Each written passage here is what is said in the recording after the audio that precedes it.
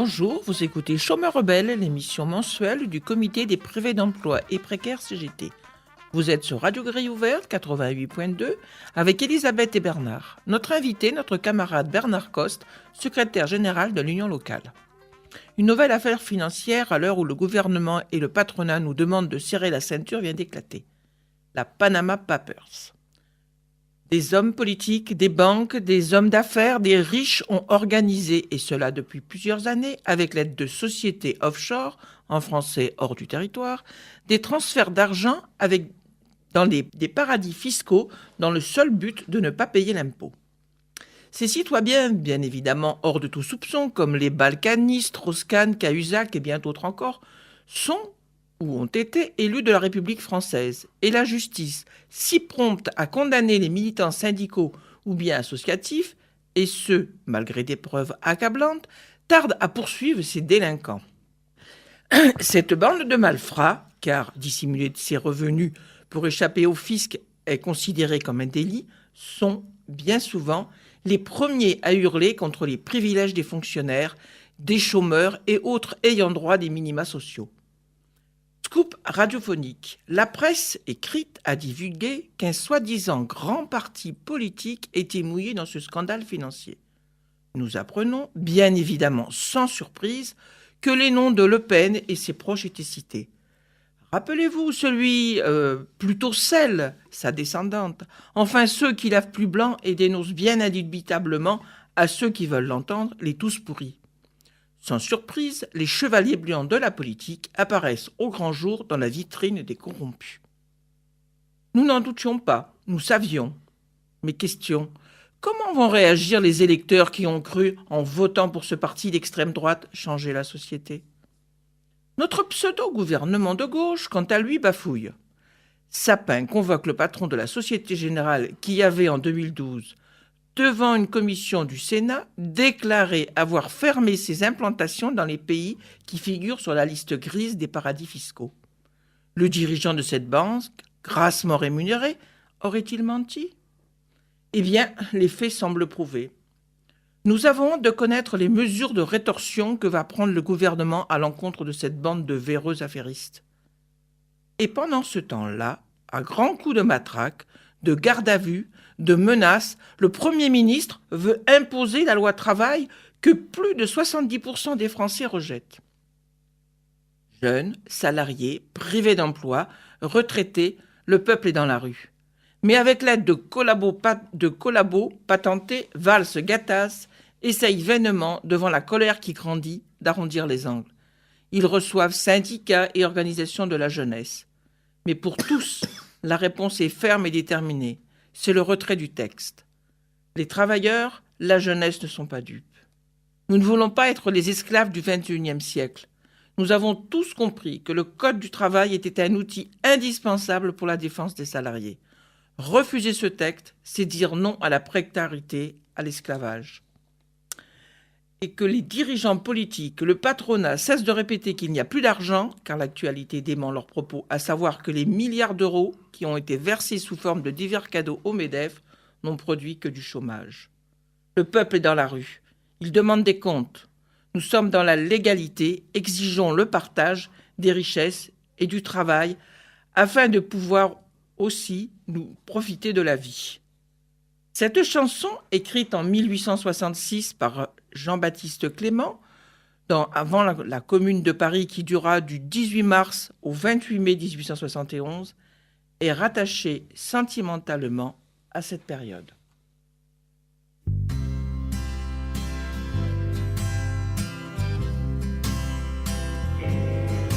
Quand nous en serons au temps des cerises et guerre au signol et merle mon cœur seront tous en fête.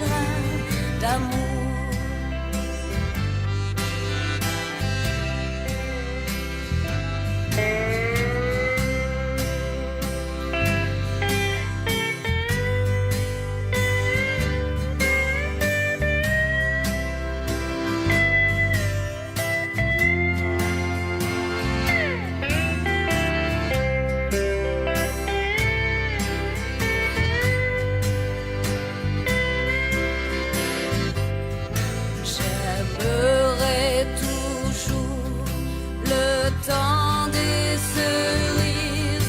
C'est de ce temps-là que je garde au cœur une plaie ouverte.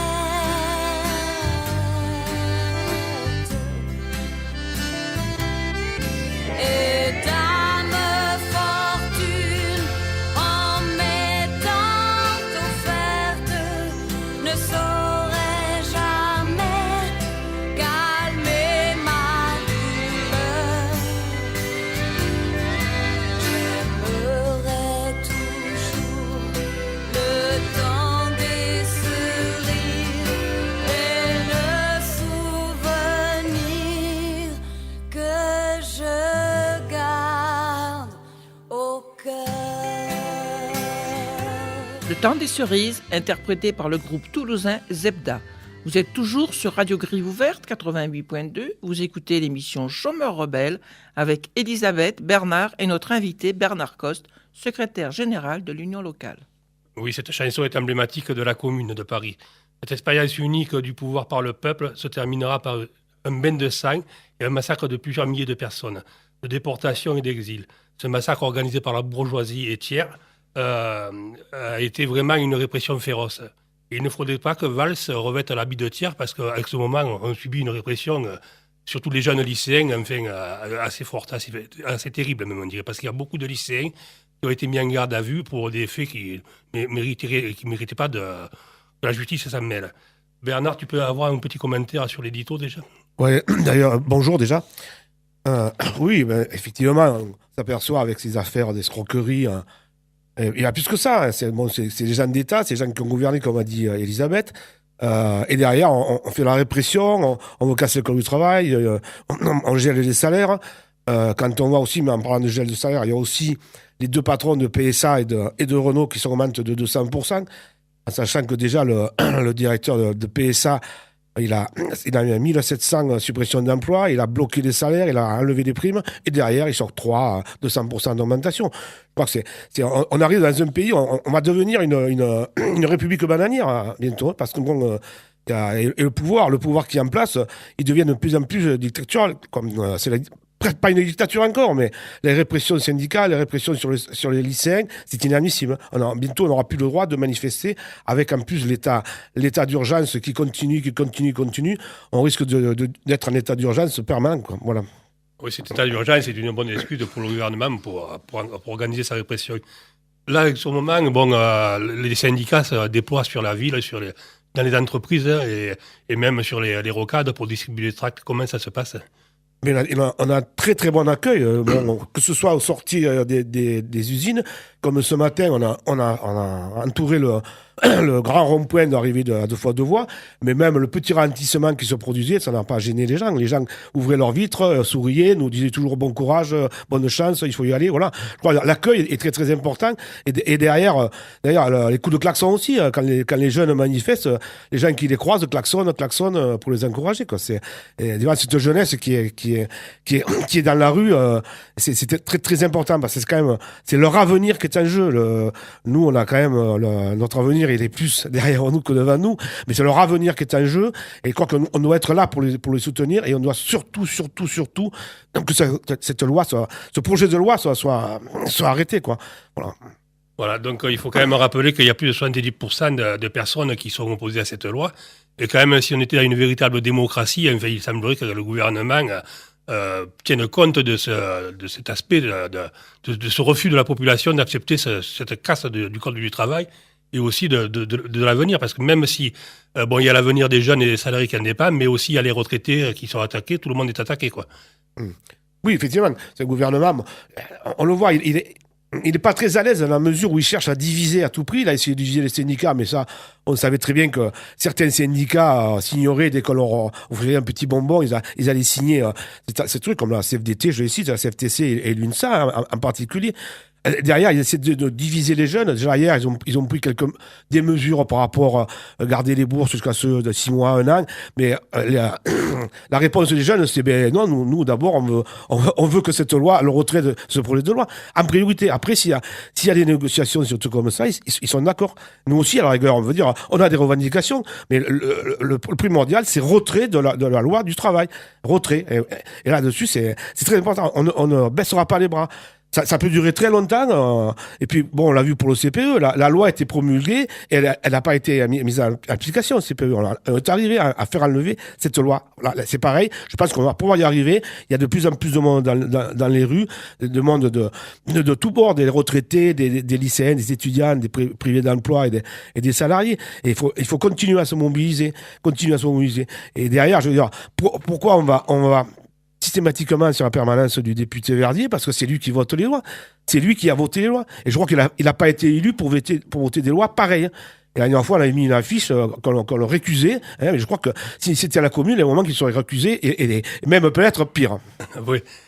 Voilà. Donc c'est vrai que bon, on se rend compte quand même que ça fait quand même cette loi fait l'unanimité des syndicats qui se sont engagés depuis le début de cette bataille. Et personne pour l'instant n'a lâché l'intersyndicale.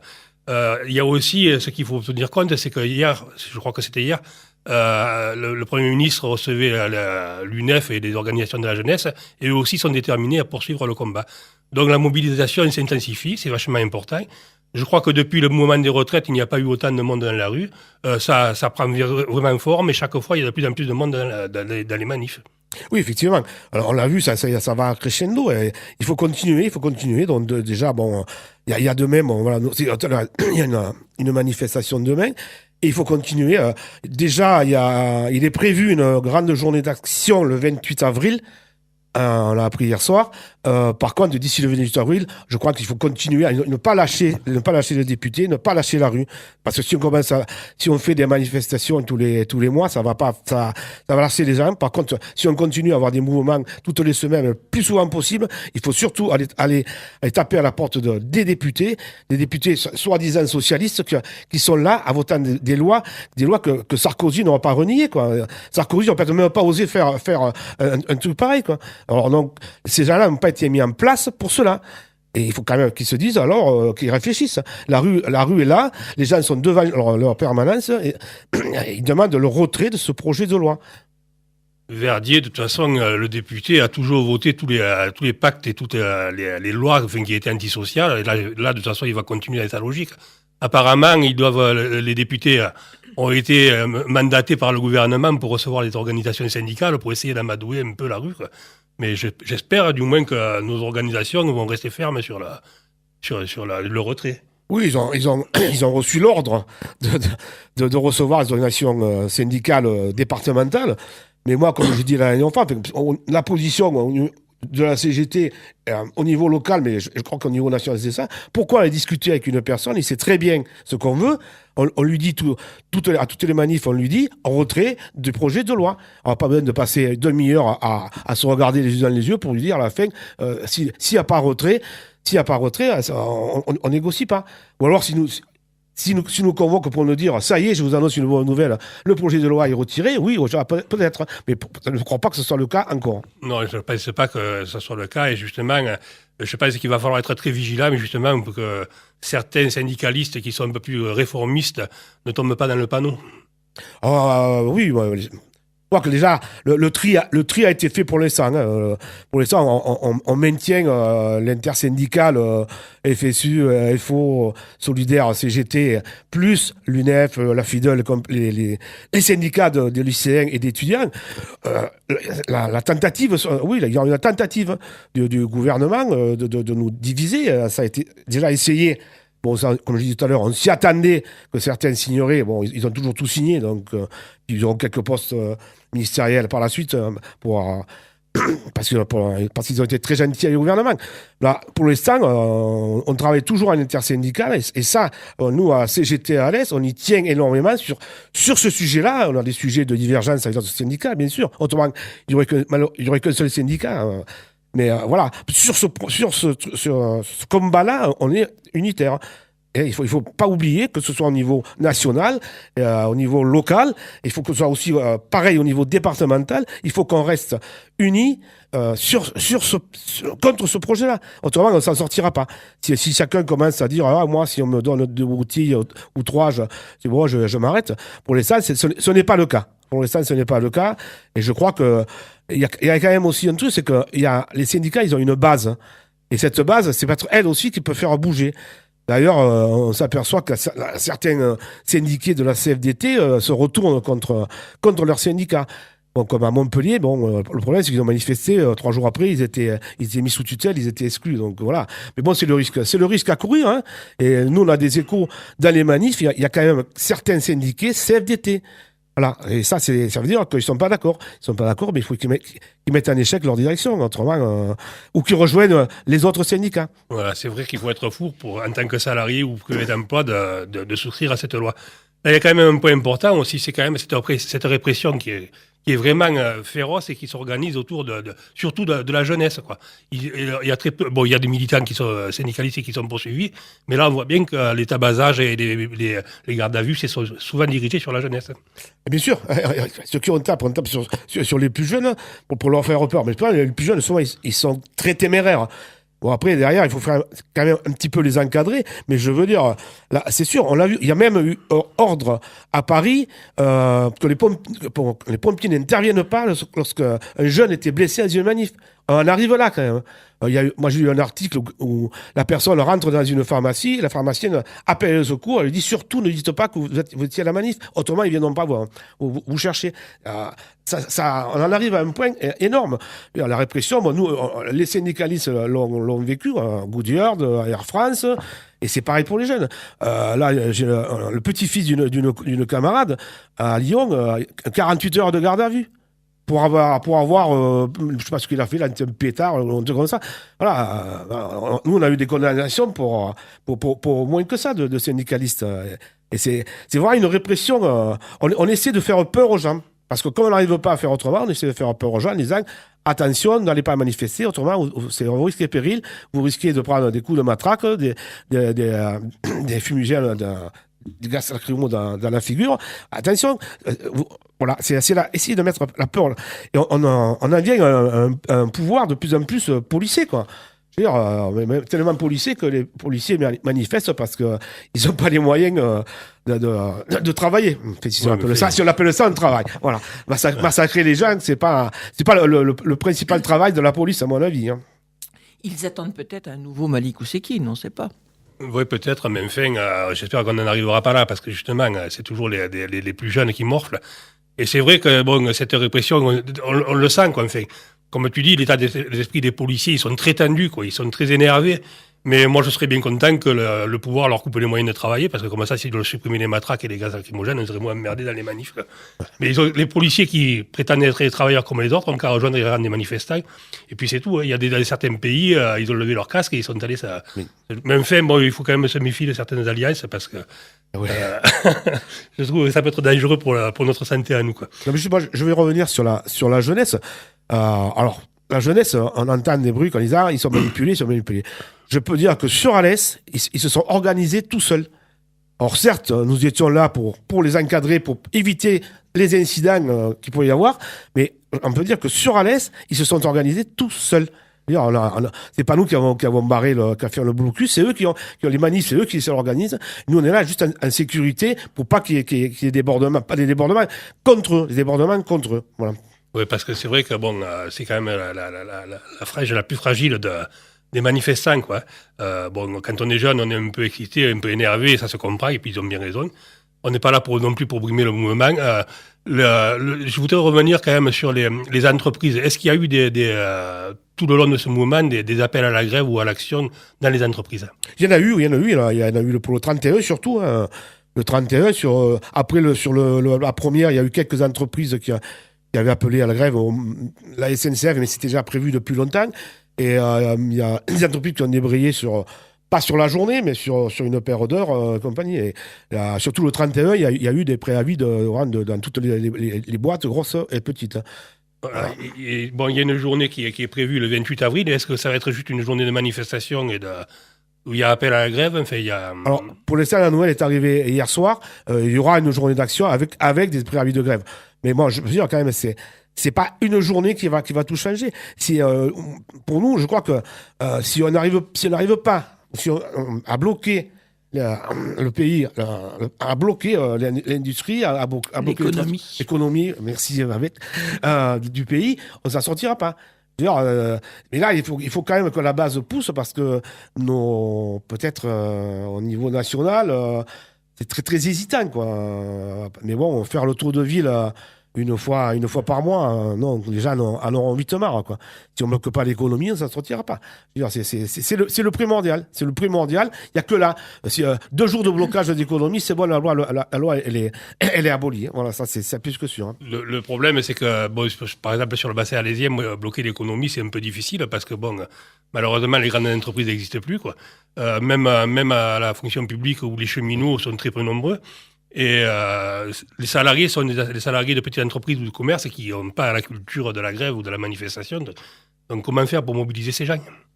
Mais après, c'est le contact, c'est l'explication. On en reçoit quand même un certain nombre à la Bourse du Travail. Hein. C'est le contact avec ces gens. Après, il faut aller sur le lieu de travail. Il faut les voir. Comme je dis, surtout en ce moment où on a un accueil qui est très, très chaleureux. Je ne m'attendais pas à 2 fois devoir, les gens ils vont bosser, ils vont amener leur gamin à l'école. Non. Ils s'arrêtent 30 secondes, ils prennent le tract. Et voilà. Et l'accueil, il y a très peu, bon, il y a toujours, comme on dit chez nous, des réboursiers, mais voilà, mais autrement, ils sont très très peu nombreux. Même les chauffeurs routiers qui des fois sont un peu speed, ils se sont tous arrêtés pour prendre le tract et avec des encouragements, quoi. Et des coups de klaxon d'amitié, pas des coups de klaxon de colère. Agressif. Ouais. Peut-être que aussi toutes ces affaires qui surgissent, enfin, comme l'affaire Panama, enfin tout ça, démontre bien quand même aux Français que bon, on leur met en permanence qu'il y a de l'argent, qu'il y a des gens qui sont très très très riches et que nous, en bas à la base, on trime, on galère et on n'arrive pas à joindre les deux bouts, quoi. Oui, puis c'est se moquer aussi des gens parce que la première réaction quand on a su l'affaire, ça a été de dire on va récupérer de l'argent pour les caisses de l'État. Je veux dire, c'est vraiment se moquer de la figure des gens. Hein. Oui, c'est ça et le reste. Et quand je reviens surtout des fonctionnaires, augmenter le point. Mais les gens, quand même, il faut arrêter. Si c'est pas pour dire, allez, arrêtez la grève, je vous donne 0,5% de plus, au point où vous serez content. C'est vraiment tous les gens que je côtoie, ils disent, mais ouais, ils se foutent de notre figure. Là, c'est inacceptable. C'est un ras-le-bas complet, surtout en sachant que ce gouvernement, soi-disant, a été mis en place pour autre chose. Monsieur Hollande disait, je serai l'ennemi de la finance. Mais je crois que maintenant, il est plus ennemi.